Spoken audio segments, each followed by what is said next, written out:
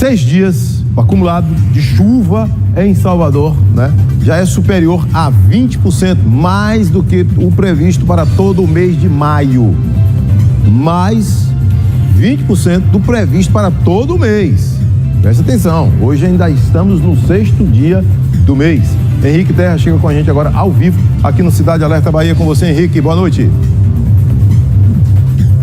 Muito boa noite, Adelson. Boa noite a todos que acompanham o Cidade Alerta. E já com informação atualizada, de 20% já subiu para 30% do que estava previsto para todo o mês de maio. Então, essa primeira semana do mês de maio realmente foi muito preocupante por causa das fortes chuvas que atingiram não só Salvador, mas também toda a região metropolitana. Ao meu lado está o Sóstenes Macedo, diretor da Codesal. A chuva parou, Sóstenes? Boa noite. É o que todo soteropolitano quer saber. Boa noite, Henrique. Boa noite, Adelson. Boa noite a todos que nos acompanham na Record Bahia.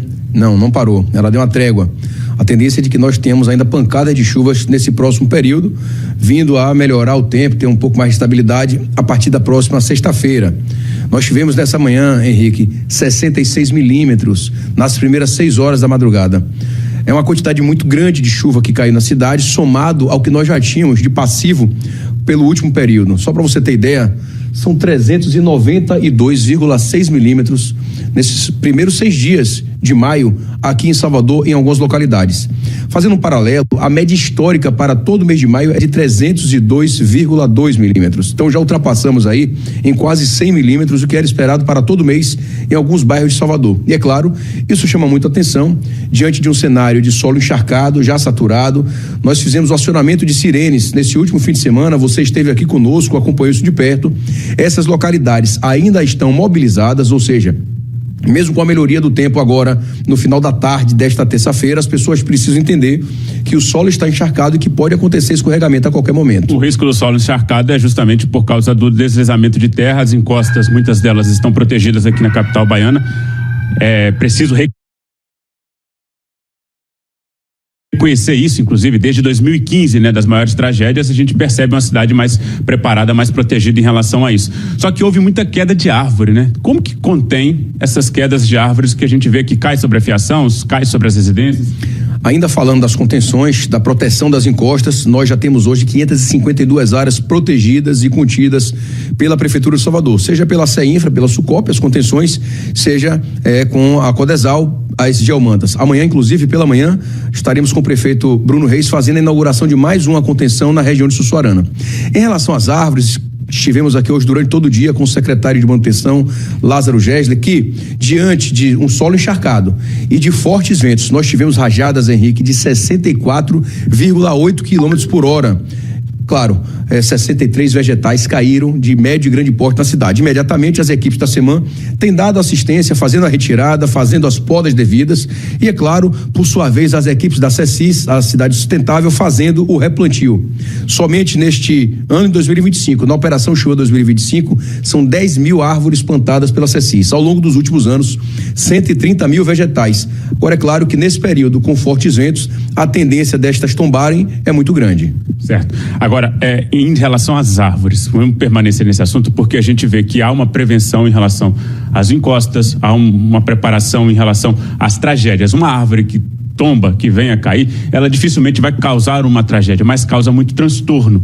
E a prevenção, qual que seria? Porque a gente vê que coloca geomanta, que coloca lona, mas para uma árvore. E hoje, ao longo do dia, a gente escutou muitos moradores falando, a gente liga para a Defesa Civil, a gente liga para a Prefeitura, mas ninguém vem aqui, só vem depois que a árvore cai. A gente sabe que tem árvores centenárias aqui na nossa cidade. Qual que seria a prevenção para diminuir esse tipo de incidente? Vamos lá. A Secretaria de Manutenção, que é a responsável pela matéria, vem realizando ao longo do ano, de forma preventiva, uma série de podas preventivas nesses vegetais, principalmente aqueles que levam maior risco.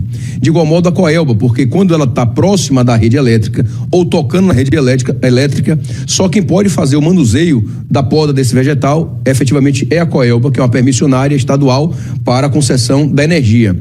Isso é realizado durante todo o ano, mas o que acontece de forma significativa agora, Henrique, é por conta justamente do grande acumulado de chuva, o solo já encharcado e ventos muito fortes. Para você ter ideia, a nossa média das rajadas, a média da velocidade do vento é de 10 km por hora. Nós tivemos 64,8. É realmente algo muito representativo. Obviamente, muitos desses vegetais não conseguiram ficar consolidados e tombaram. O que vale é de que imediatamente as equipes da própria SEMAN, que é a responsável pelo tema, têm feito e empreendido esforços para garantir que esteja em segurança. Sim, a queda de uma árvore pode trazer também uma tragédia, não só o desconforto. Já vivemos isso no passado, já vimos isso em outras localidades, São Paulo, cidades do interior de São Paulo e outros estados brasileiros. A gente não quer que isso aconteça.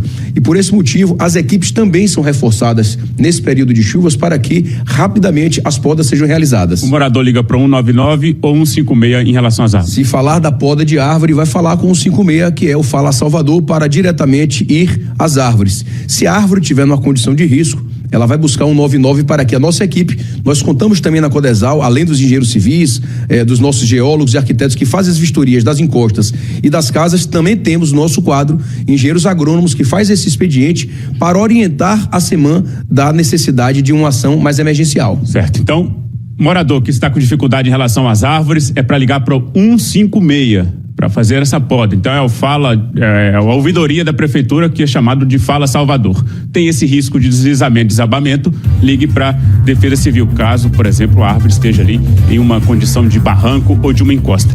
Para a gente encerrar, Sóstenes, voltando a falar da chuva, que nesse momento é o que tantos comerciantes, principalmente comerciantes da Cidade Baixa, regiões que alagam, infelizmente, com frequência aqui na capital baiana, que pensam sempre, eu vou ter prejuízo se minha rua ficar alagada, ou então o morador que está diante de um solo encharcado nas áreas de risco aqui da capital baiana.